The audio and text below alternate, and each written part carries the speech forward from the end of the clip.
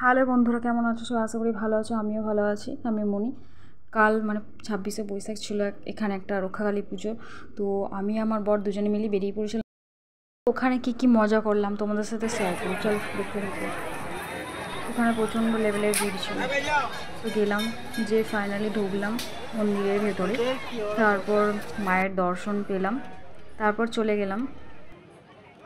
বর প্রথমে ঘুগনি দেখে লোভ সামলাতে পারলো না, প্রথমেই বলে দিল আমি একে ঘুগনি খাবো। ঠিক আছে চলো ঘুগনি খাও।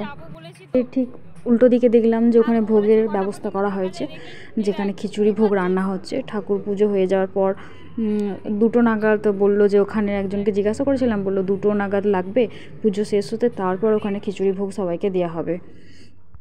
ঘুরতে ঘুরতে দেখলাম রাত হয়ে গেছে। তো ওখানে গরম গরম জিলাপি নিলাম, দিয়ে তারপর বাড়ি চলে এলাম। টাটা।